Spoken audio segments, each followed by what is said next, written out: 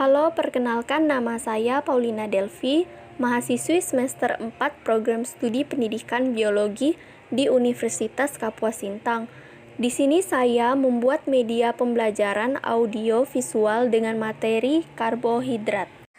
Karbohidrat merupakan senyawa karbon, hidrogen, dan oksigen. Dalam alam, rumus karbohidrat adalah CnH2ON kali atau CnH2nON. Contohnya, molekul glukosa dengan struktur CH12O6 bisa dilihat di slide tersebut. Ada beberapa rumus dari glukosa. Fungsi karbohidrat. Yang pertama, sumber utama energi. Yang kedua, berfungsi dalam proses pembentukan asam pirufat melalui metabolisme glukosa. Yang ketiga, pemberi rasa manis pada makanan. Yang keempat, penghemat protein. Dan yang kelima, pengatur metabolisme. Karbohidrat diklarifikasikan berdasarkan beberapa, yaitu berdasarkan jumlah unit gula. Monosakarida terdiri atas 1 unit gula. Disakarida atau oligosakarida terdiri atas 2 unit gula. Polisakarida terdiri atas lebih dari 10 unit gula. Berdasarkan jumlah atom C, triosa atau tersusun atas 3 atom C. Tetrosa tersusun atas 4 atom C. Pentosa tersusun atas 5 atom C. Heksosa atau tersusun atas 6 atom C. Heptosa tersusun atas 2 atom C. Oktosa tersusun atas 8 atom C. Berikut akan kita bahas satu persatu. Yang pertama, monosakarida. Monosakarida karbohidrat yang tidak dapat dihidrolisis menjadi bentuk yang lebih sederhana lagi. Monosakarida diantaranya ada triosa, tetosa, pentosa, heksosa, dan ketosa.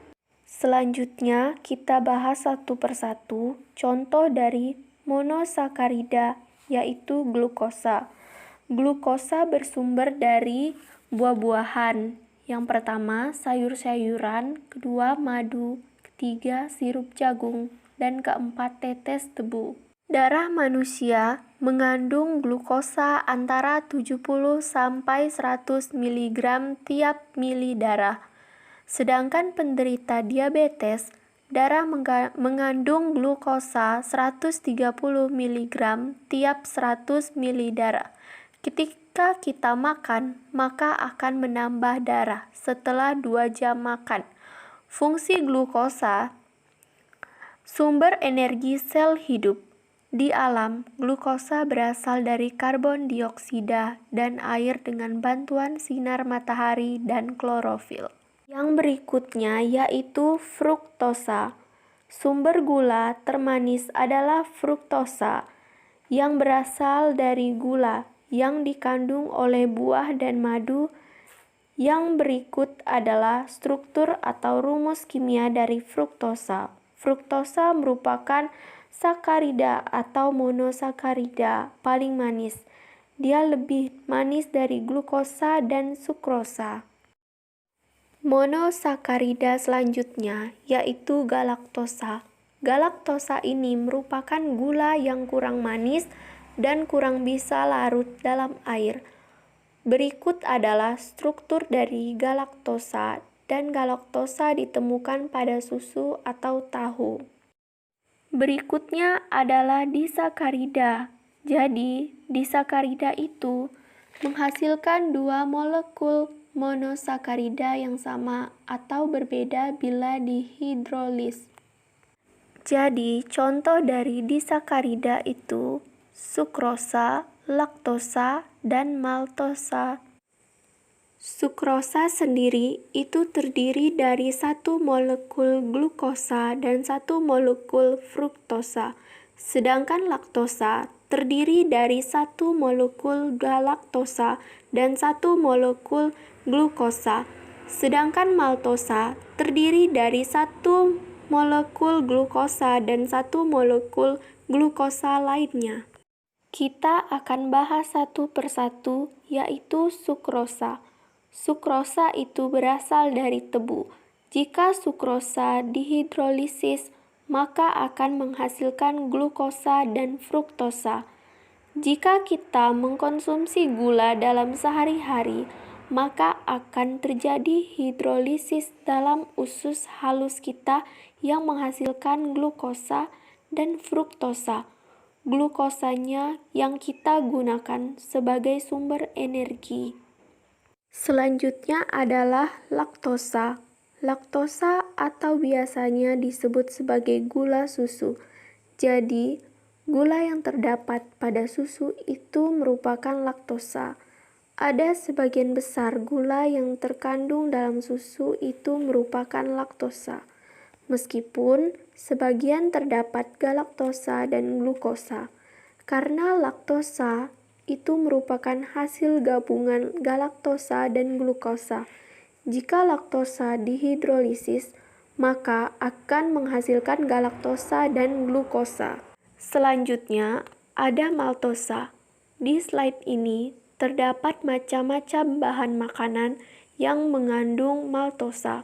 Contohnya, ada gandum dan kecambah. Maltosa lebih manis dari laktosa dan memiliki sifat mereduksi. Berikut adalah contoh struktur dari maltosa. Maltosa terdiri dari 2 molekul glukosa. Berikutnya, polisakarida. Polisakarida terdiri dari berbagai ikatan dan molekul monosakarida. Contoh dari polisakarida yaitu amilum. Amilum biasanya terdapat pada biji-bijian dan umbi-umbian, seperti jagung, singkong, ubi rambat, kentang, padi, dan lain sebagainya. Dekstrin memiliki molekul lebih sederhana dibanding amilium. Dekstrin mudah larut dalam air, serta menyerupai glikogen. Struktur dari dekstrin bisa dilihat pada slide. Berikutnya, glikogen. Glikogen terdapat dalam hati dan otot. Hati merupakan tempat pembentukan glikogen dari glukosa. Apabila kadar glukosa dalam darah bertambah, sebagian diubah menjadi glikogen sehingga kadar glukosa dalam darah normal kembali. Begitu pula sebaliknya, glikogen yang ada di dalam otot digunakan sebagai sumber energi untuk melakukan aktivitas. Glikogen banyak terdapat pada kerang, rumput laut, atau alga. Selanjutnya, selulosa. 50% karbohidrat dari tumbuh-tumbuhan tidak dapat dicerna oleh tubuh manusia sebagai sumber serat. Baik, itu saja yang dapat saya sampaikan. Kurang lebihnya saya ucapkan terima kasih.